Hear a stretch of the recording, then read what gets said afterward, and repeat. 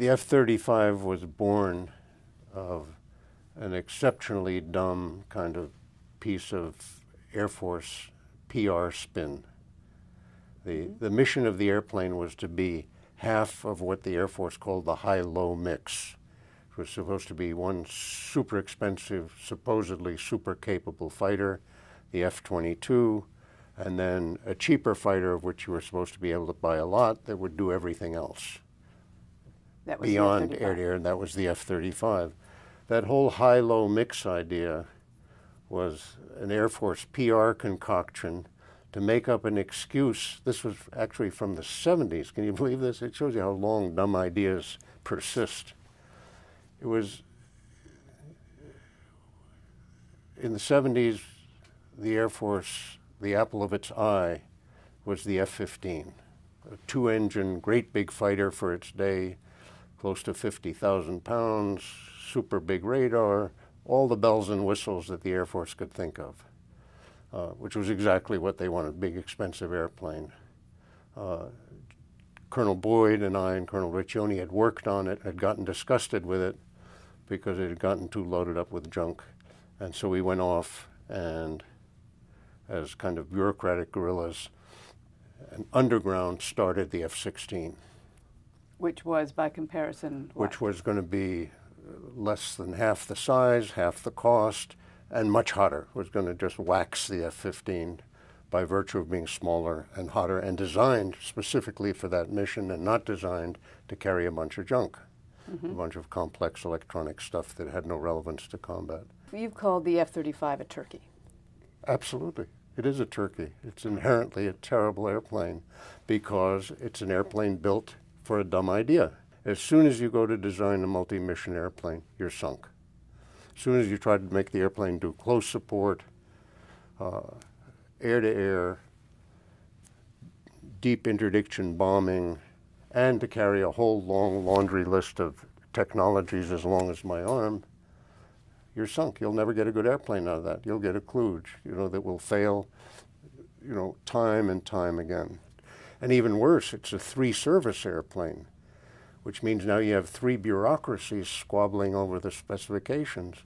You have the Air Force, the Marines, and the Navy, and each of them wants something totally different.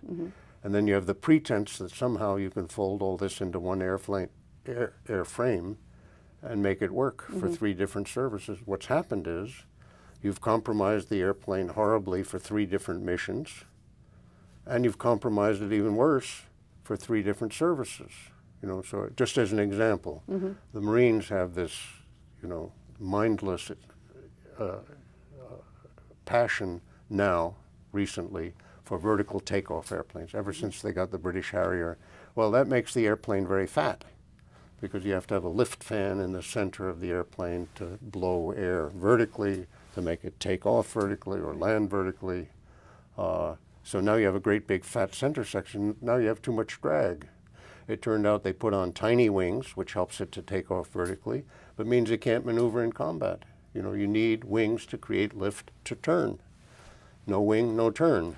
And so the airplane is astonishingly unmaneuverable, because it has to carry 108 pounds of airplane per square foot of wing. So in air-to-air combat, in dogfights? In dogfighting, it's hopeless. You can guarantee that a 1950s designed MiG-21 or French Mirage would just hopelessly whip the F-35. So if the F-35 is not a fine combat plane, what about as support for troops, air support? That's the most laughable of all, because to support troops, you have to be able to get in close, to maneuver, to find really difficult to find camouflage targets. You have to be able to turn at quite slow speed. You have to carry a large gun, say like the A-10, and you have to be able to stay in the vicinity of the troops for 4 to 6 hours. You have to be able to loiter in order to really give them all-day cover when they need it. And this the is F-35? hopelessly impossible with the F-35. Why? The F-35 uses far too much gas. It's lucky if it can hang around for an hour or an hour and a half at most. the maneuverability is laughable. You know, you couldn't possibly get down in the weeds, as the pilots say, with this airplane and turn in time to see a tank. You know, remember, a tank is not visible from even maybe from a quarter mile or less. This airplane, at the speeds at which it has to go, because of the tiny wings, remember, it can't maneuver, so it can't fly slow, and nor should it in combat, because it's so vulnerable. So what is it good at? It's not good at anything. What about It's a as a turkey. bomber? It's a terrible bomber. So it's a terrible bomber, and by the way, because of stealth, it's designed really to carry the weapons internally, right? You can't hang weapons under the wing and still be invisible to radar. So the whole thing, that's another thing, by the way, that makes it fatter and more drag and more fuel consumption and less maneuverable. So you can put 2 big bombs inside this thing, you know, which is a ridiculous payload, you know, for most conventional war. So, well, talk to me then about the stealth. I mean, how stealth capable is the F-35? Well, the first thing to know about stealth is that it's a scam. You know, it simply doesn't work. You know, radars that were built in 1942 could detect every stealth airplane in the world today. The Battle of Britain radars, not because there was anything great about them, but because they happened to have very long wavelength. So every Battle of Britain radar would see the F-35 and the F-22 and the B-2. You know? Now, I'm not talking here as an antiquarian, because unfortunately the Russians picked up on this and have been building exactly those radars ever since World War II. They never stopped building low-frequency, long-wavelength radars.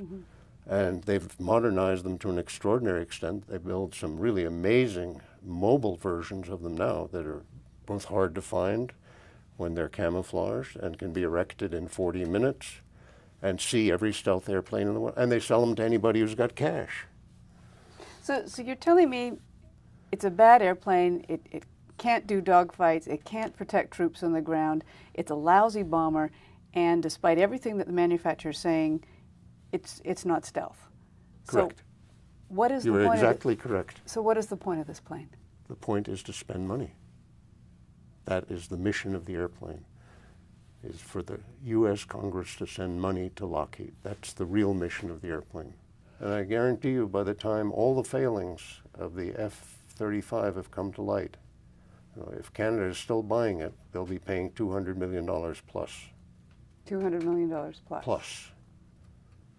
Because among other things, of course, the quantity, the promised quantity will never happen. Right. You know, nations will drop out. Lots of people won't have the money to pay for it, both abroad, and the U.S. is going to keep on cutting back the buy. As the buy cuts back, the cost will go up and up. I'm predicting that in the U.S. we'll probably never buy more than 500 airplanes. That means the cost of the F-35 in the U.S.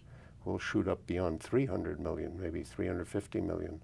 If there had been a real competition in 2010 before Canada made its decision, how do you think the F-35 would have held up?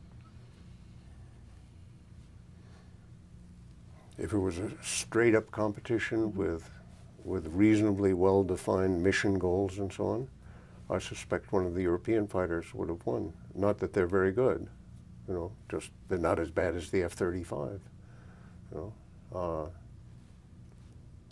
The Gripen or the Eurofighter or whatever, as they have won in other countries where they have had competitions, I think it would be hands down that the F-35 would lose on a whole bunch of grounds, on cost grounds, on reliability grounds, on performance grounds, on all of it.